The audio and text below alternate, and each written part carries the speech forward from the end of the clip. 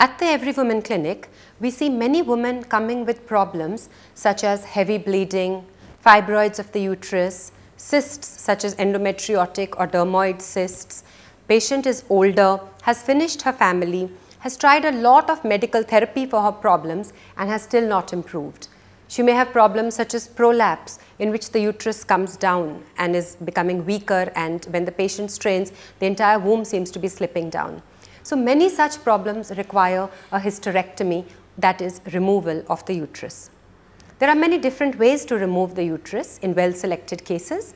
We first confirm that there is no cancer, we rule out any kinds of major problems with sonography, or we confirm the diagnosis by that method, and then we decide upon the technique of hysterectomy.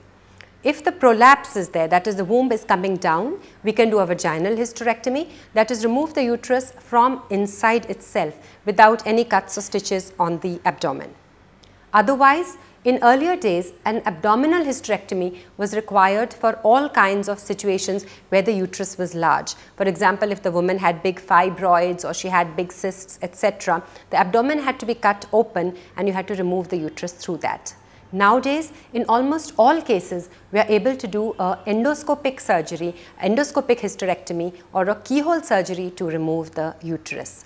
So, for patients with big fibroids, for patients with heavy bleeding in which there is no uterine descent, nowadays we put in 2 or 3 small cuts on the abdominal wall through which we introduce a telescope and camera, and by special techniques such as using a ligature and a harmonic scalpel, all of which are very advanced endoscopic equipments, we can remove the uterus very comfortably within about an hour of operating time.